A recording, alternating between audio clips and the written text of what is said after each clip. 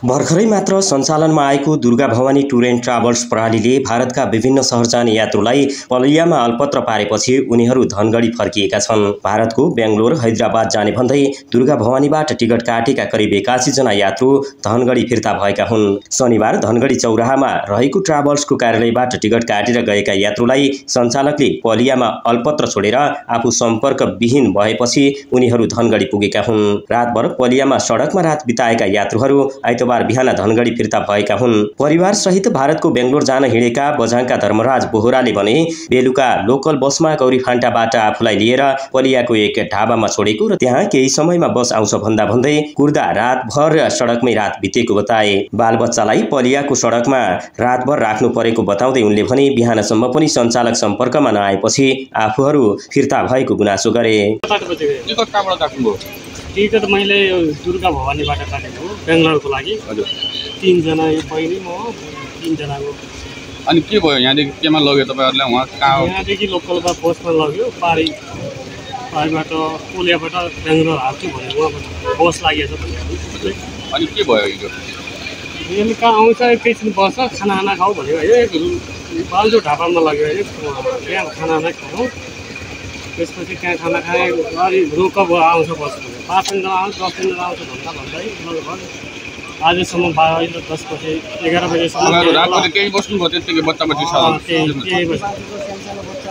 अनि त्यहाँ लुटेर त्यहाँको 5 रुपैयाँ सामान 15 खाने हैन। त्यहाँ हामीलाई अप्ठ्यारो हो न खान बस्छ अनि बस्छ। कतिको टिकट काट्नु थियो? टिकट त हामीले 3 जना हौ। मैले 9000 रुपैयाँ दिएको। 9000 भाडाको टिकट काट्नु भएको। उहाँले चाहिँ बेंगलोर पुगाउँछु भनेर तपाईहरुलाई धनगढीमा टिकट काट्नुभयो। तपाईहरुलाई पलियामा लगेर अलपत्र छाड्दिनु भयो। अलपत्रै आफूहरूले धनगढीदेखि बेंगलोरसम्म रु 2900 भारूमा टिकट काटेको बताउँदै टिकट काटेका करिब 81 जना सबै यात्रु फिर्ता भएको उनको भनाइ छ। यस्तै भारतको बेंगलोरकै लागि टिकट काटेका डणेद्राको आलितालका हरिसिंहले सञ्चालकले यात्रुमाथि गरेको अत्याचारको बदला चुकाउनु पर्ने बताए। उनले हामी मजदुरी गर्न भनेर सीमित भाडा बोकेर जान्छौं, पलियामा बस सञ्चालकले ढाबाबाट समेत दुट्ने गरेको गुनासो गरे। आफू लगायत 5 जनाले दुर्गा भवानीबाट टिकट काटेको र सबै फिर्ता भएको उनको गुनासो छ।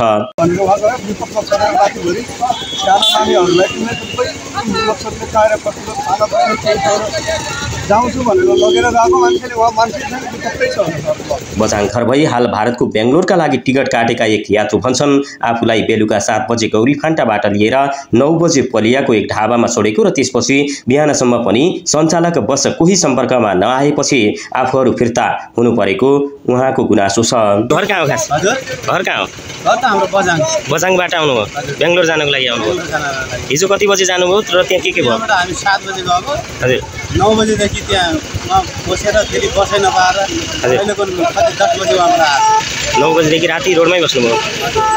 कतिजना टोली छ तपाईँसँग? हजुर तपाईँलाई कतिजना टोली छ तपाईँसँग? हाम्रो जम्मै 85 जनाको 81 का 81 जना रिटर्न हुनुभयो है? सबै 81 जना बच्चा लगाएर बच्चा बच्ची। यो विषयमा दुर्गा भवानी टुर एन्ड ट्राभल्सका सञ्चालक वीरेन्द्र जफरेललाई बुझ्दा उनले काम विशेष आफू डणेद्रा रहेको र यस घटनाबारे आफूलाई कुनै जानकारी नभएको बताए। मैले अन्य साथीहरूलाई यो बारे बुझ्न खोज्दा कसैसँग पनि सम्पर्क हुन नसकेको प्रतिक्रिया उनले दिएका छन्। जिल्ला प्रहरी कार्यालय कैलालीले यात्रुहरू एक रात पलियामा अलपत्र परेर फिर्ता भएको जानकारी आए पनि आधिकारिक निवेदन नआएको जनाएको छ। निवेदन आए आवश्यक कानुनी कारबाही गर्ने जिल्ला प्रहरी कार्यालय कैलालीले जनाएको छ। Shri Durga Bhawani tour and travels प्रणालीले केही महिना अगाडि मात्रै आफ्नो सेवा सञ्चालन गरेको थियो।